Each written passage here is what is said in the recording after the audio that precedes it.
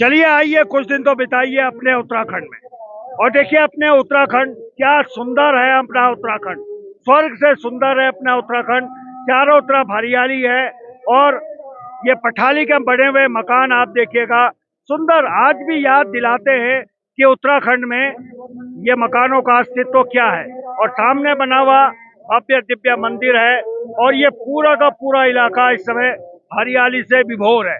तो इस समय थान बरकोट उत्तरकाशी में मैं हूँ और क्या कुछ विशेष है वो दिखाता हूँ, तो बने रहे। और इस समय मैं ऋषि जमदग्नि की तपोभूमि में खड़ा हूँ और जमदग्नि ऋषि महाराज का सुंदर दिव्य भव्य मंदिर ये है।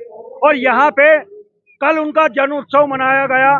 बहुत सारी के लोग भी यहाँ आए हुए हैं और अलग अलग जगहों से भी कुछ तीर्थ यात्री यहाँ आए हुए हैं। आप लोग कहाँ से आए हैं? और मैं गुजरात से आ रहा हूँ।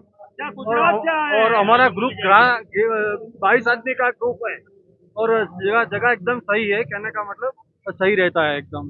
कैसा गुजरात अच्छा है उत्तराखंड अच्छा है? हाँ, उत्तराखंड में तो अभी ज्यादा घूमे नहीं, लेकिन गुजरात तो सही है एकदम। गुजरात तो सही है, गुजरात तो सही है, लेकिन उत्तराखंड में तो देवभूमि है, वो तो बराबर है, इसीलिए हम आ रहे हैं इधर। तो एक धाम की यात्रा हमारी कंप्लीट हो गई है। मैंने इन्हें फंसा दिया कि गुजरात अच्छा है कि उत्तराखंड अच्छा है, हालांकि हर आदमी को अपना राज्य अच्छा लगता है।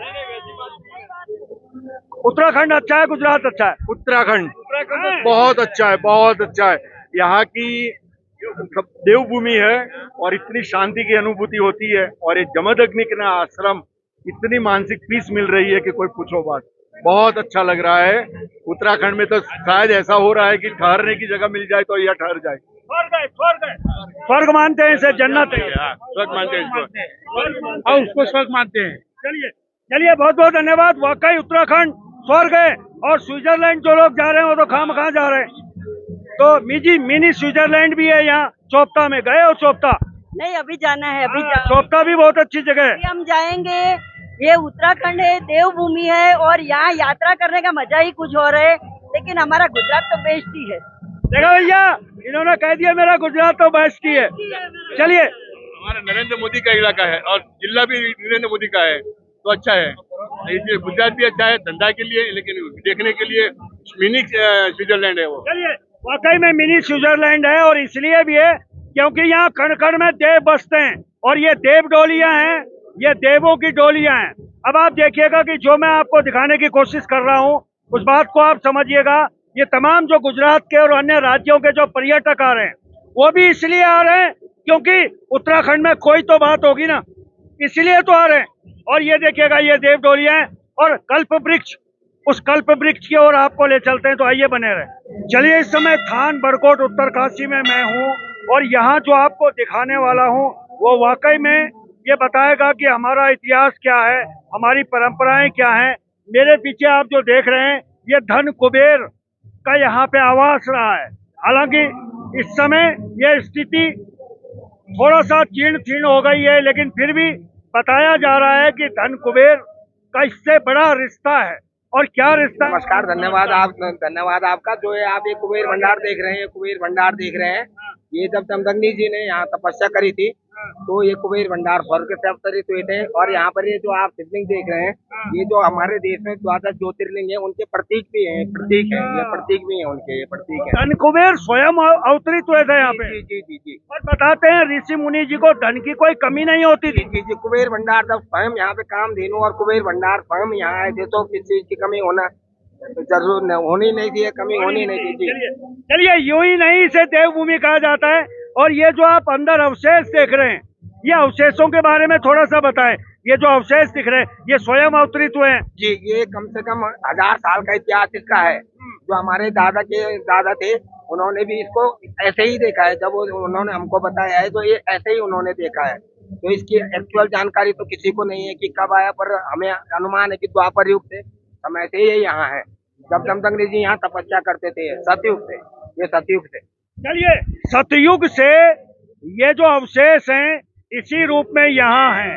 अब आप समझिए, धन कुबेर यहाँ थे, कामधेनु गाय यहाँ थी, तो फिर इस इलाके में कल्प वृक्ष यहाँ पे है, वो भी आपको दिखाऊंगा।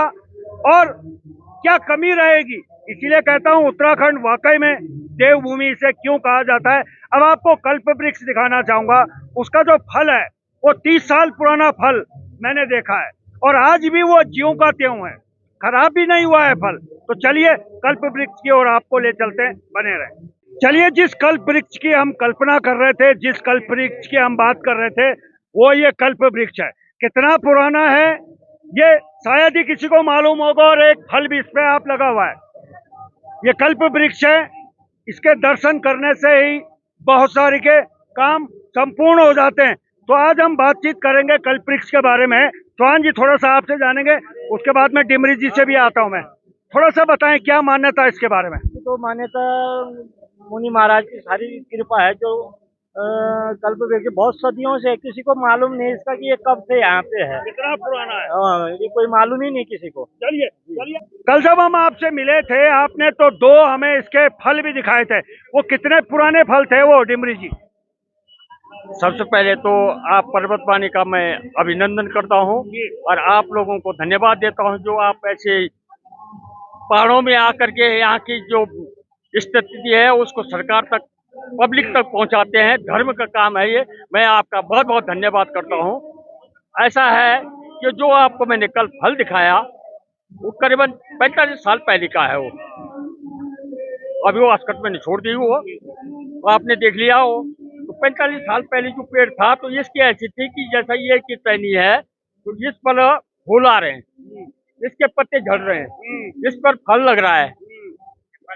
एक ही पेड़ में जो है 12 महीने का जो वर्तमान होता था वो उसका विद्यमान होता था, पर कदाचित तो पेड़ सूख गया। अच्छा, सूख गया तो अब कैसा सूखा, क्योंकि कलयुग का परिवेश है। जब ये भगवान जमदग्नि जी ने इसको यहाँ पर लाया तो उस समय सतयुग की बात थी।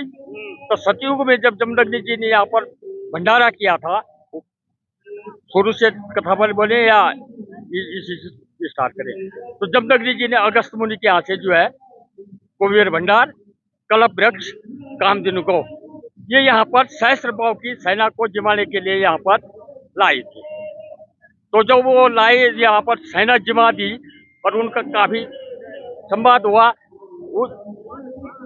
उस सहस्त्रपाव ने देखा कि यहाँ पर कारण क्या है, एक ही रेणुका है, इसका भेष बदल रहा है। यहाँ कितने औरतें, कुटिया तो इतनी छोटी सी है, इसके अंदर कितनी महिलाएं हैं। उन्होंने उसको बड़े में अध्ययन किया तो ये दही का जो छींटा था उसके पांव के ऊपर पड़ा हुआ था, इसके रेणुका। तो बाकी तो उसका भेष बदल जाता था, पर वो छींटा रह गया।